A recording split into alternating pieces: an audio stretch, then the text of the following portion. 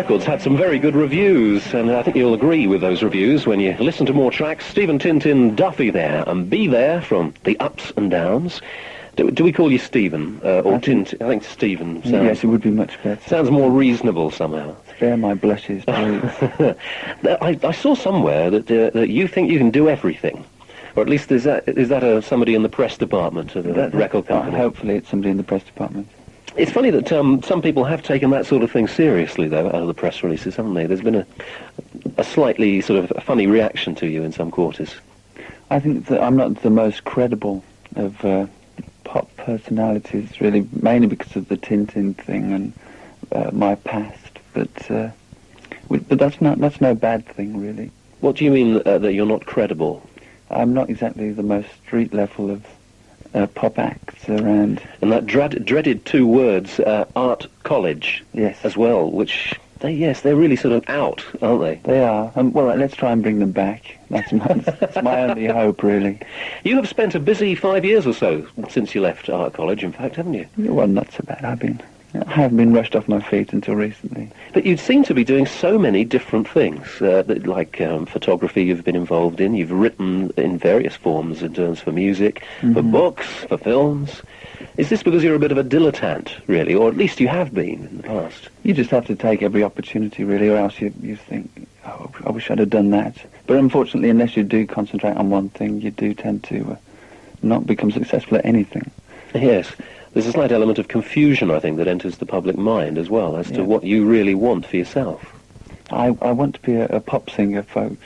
Hey, I actually had it written down on a little list here. I said, do you want to be a pop star?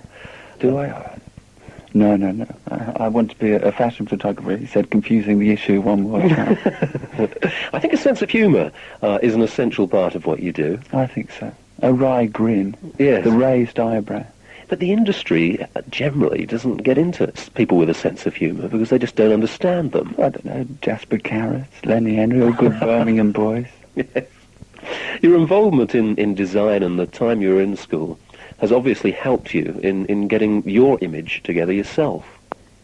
Well, yes. I think for a long time I was disregarding the fact that I was given the opportunity to create sleeves and things like that, but now I've grasped it with both hands and so I have to keep up this level of, what would you call it, marketing, I suppose, and sleeves.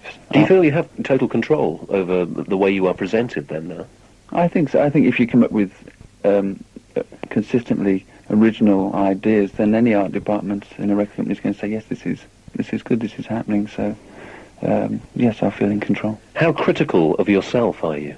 I try not to criticise myself at all. I don't want to lose sleep,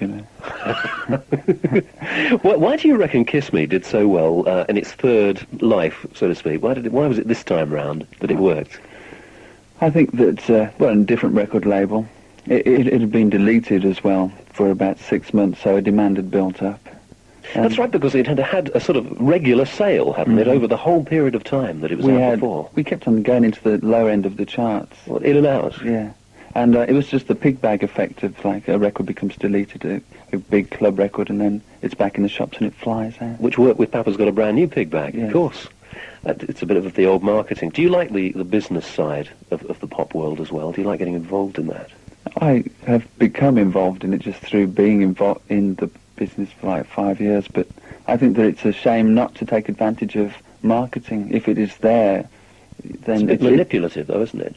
Well, if it's going to be done anyway, it's best to kind of say, yes, I accept that this happens, and I'm going to make sure that I don't shortchange people.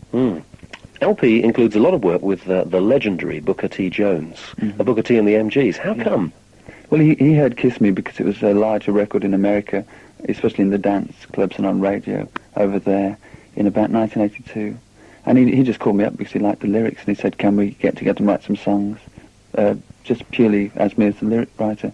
And he came over and we got chatting and wrote some songs, and he said, why don't we come down and put down some of your tracks? Yes, and indeed he was playing on this one here, Wednesday Jones. The whole thing about Booker T. Jones and you, two very different generations of artists. Did you learn something from him, do you think, working with him?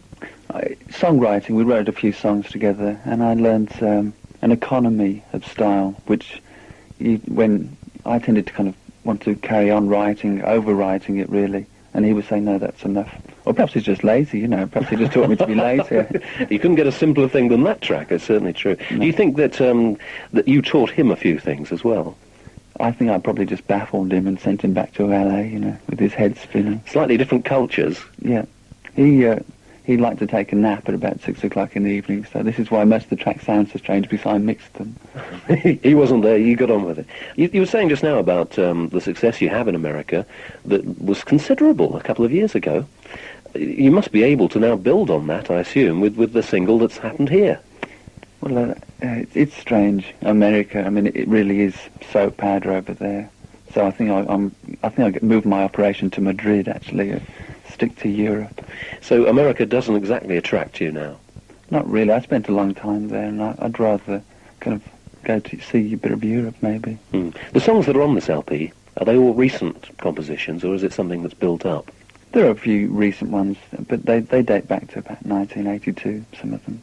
So it's what I did on my holidays, or what I did over the last few years.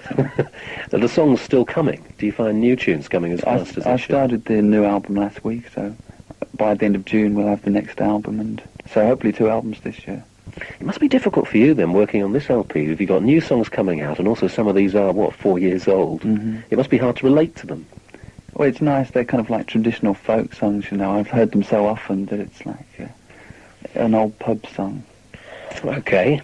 Talking to Bill Bruford just now about his work with Patrick Moraz and with other bands and other artists.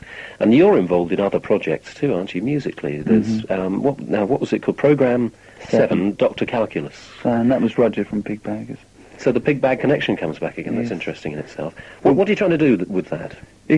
My songs are very narrative. They're very kind of traditional in their verse, chorus. And with Roger, we just go in and make it up as we go along. So it's all back to the improvisation in the studio. And which is a relief for me. And I mean, it really is crazy. We've got halfway through the album. We've had to take a break to kind of reassemble our heads after. So we'll finish that off, and that should be released this year as well. That's good. Are you going to take that out in a live context? I mean, I assume that the Stephen Tintin Duffy stuff will be doing a live tour at some stage. But yeah, hopefully. And I'd like to get Roger to be the support. So it'd be like Dr. Calculus and me doing a tour. You're involved in films. I was saying just very briefly about it. I read about a film project in which you've written a script about a beat group from the 60s or something. Yes, it's the story of the Beatles, but they come from Birmingham, they don't make it. Is this actually going to happen? We've got a lot of interest, because it's one of those things, it sounds like a good idea, so you start talking about it and people kind of pick it up. Sniff around it? Yeah. Oh, I hope it does happen for you. The LP you described as obscure in one of the articles. Obscure seems to be like every other word in some of the articles. What do you really think of your LP? Are you very pleased with it? Yeah, yes, I like it. I play it a lot. The ups and downs. Stephen Tintin Duffy, thank you very much. Thank you. We'll play this at the right speed. This is The Darkest Blues.